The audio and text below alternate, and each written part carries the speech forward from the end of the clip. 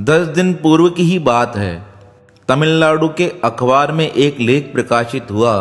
कुछ भक्त तिरुपति बालाजी दर्शन करने जा रहे थे, तो श्री तिरुमाला पर्वत पर जाने के लिए कई लोग पैदल जाते हैं। वहां पर अचानक से एक चीता आ गया। वह चीता आकर एक 6 साल की बालिका को उठाकर जंगल में ले गया। अब उस लड़की का तो कुछ पता नहीं चल सका, लेकिन अखबार में लेख प्रकाशित हुआ और उसके बाद यहाँ की गवर्नमेंट सजग हो गई। अब वहाँ पर थोड़ी नाकेबंदी बढ़ा दी गई है। जब यह लेख मैंने पढ़ा तो मेरे मन को भी एक घटना याद आ गई जो आज से 10-15 वर्ष पहले की थी। मेरे साथ भी कुछ ऐसा घटित हुआ था, लेकिन उस समय परमात्मा ने किस प्रकार मेरी रक्षा की, मैं आज वह आपको बताने जा रहा हूँ। आपने ऋषिकेश से नीलकंठ पर्वत की यात्रा तो अवश्य की होगी। नीलकंठ महादेव जी का बड़ा ही सुंदर मंदिर है। वहाँ के विषय में कहा जाता है, जब भगवान शिव जी ने अपने गले में विष धारण किया था तो उनका गला नीला पड़ गया था। इस नीले गले पड़ने के कारण उनका एक नाम नीलकंठ पड़ा है। वह स्थान उसे ही माना जाता है जहाँ भगवान ने उस स्थान पर स्थित होकर उस विष को अपने हृदय में, अपने गले में धारण किया था। अब इस प्रकार उस मंदिर की बहुत ही महत्ता है। बहुत से लोग वहाँ पर दर्शन करने जाते हैं और अधिक भीड़ देखनी है तो आप जुलाई के समय जाइएगा, जब बहुत से कावड़िया लोग गंगा जल लेकर श्री नीलकंठ महादेव जी को जल चढ़ाने जाते हैं। ऐसे ही मेरे मन में उत्कंठा हुई। मैं अपने मित्रों के साथ नीलकंठ महादेव घूमने चला गया। यहाँ घूमने का अर्थ इसलिए कहा जा रहा है क्योंकि उस समय बुद्धि बालपन की थी। सोचा मित्र लोग जा रहे हैं तो मैं भी चला जाता हूँ। अब हम आपस में 7-8 मित्र थे। हम सब ऋषिकेश पहुँचे। ऋषिकेश में हमने एक होटल बुक किया, रात्रि वहाँ विश्राम किया और लक्ष्मण झूला से दूसरे दिन हमने यात्रा प्रारंभ की। अब सब साथ चलते श्री नीलकंठ महादेव जी का दर्शन करने जा रहे थे।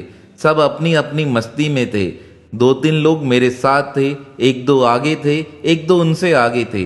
तभी अचानक से मेरे एक मित्र ने कहा, मैं लघु शंका करने जा रहा हूँ। वह लघु शंका करने चले गए। तब मैंने कहा, जब तक मैं धीरे धीरे ऊपर चलता हूँ आप भी आ जाइएगा।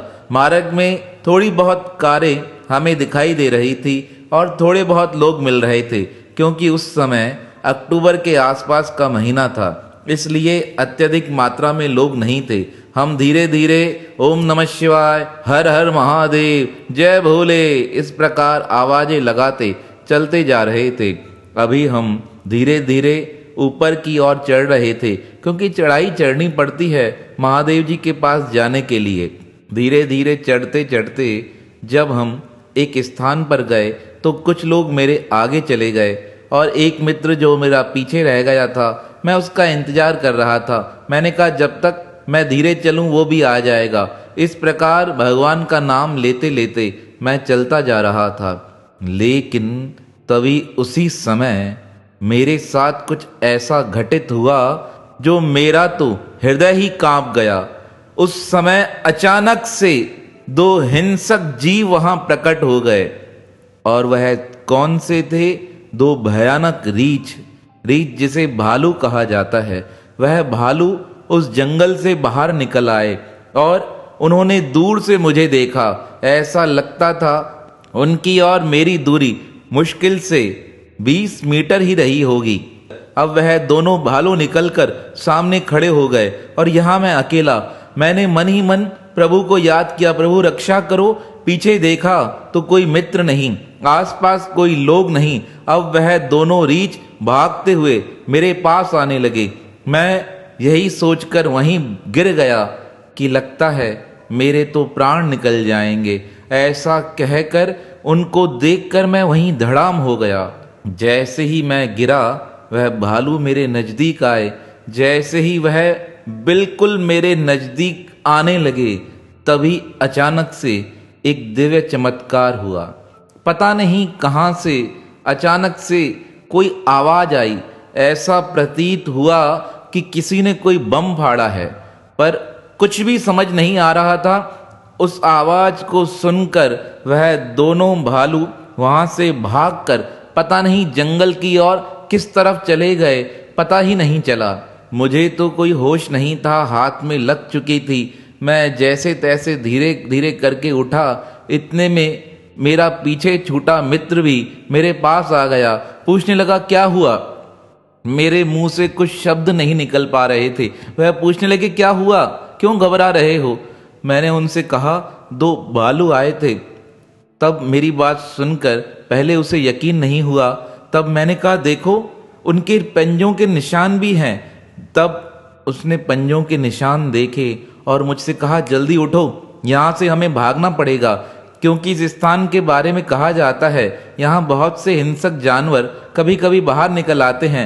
अन्य साथी कहाँ हैं? तब मैंने कहा, वो तो आगे निकल गए, लेकिन मैं तुम्हारे इंतजार में धीरे धीरे ऊपर चढ़ता जा रहा था। मैंने सोचा तुम आ जाओगे, लेकिन अचानक से वो भालू आ गए।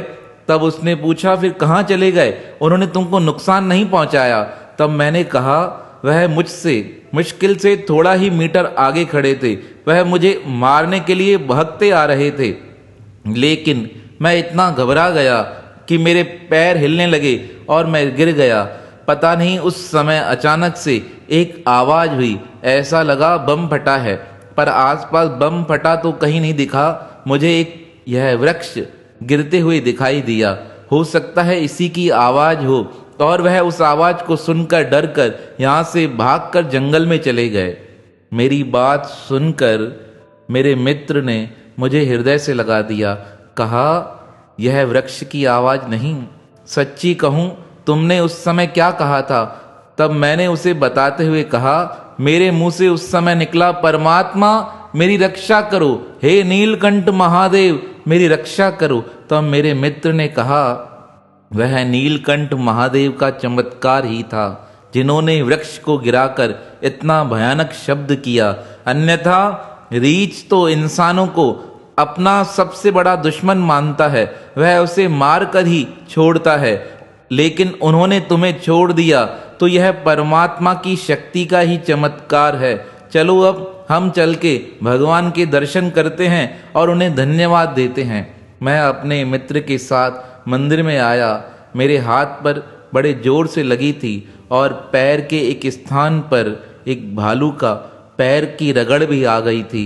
वो निशान अभी तक मेरे पैरों में दिखाई देता है, लेकिन भगवान के समीप जाते ही मेरे सारे मन की और तन की पीड़ा समाप्त हो गई।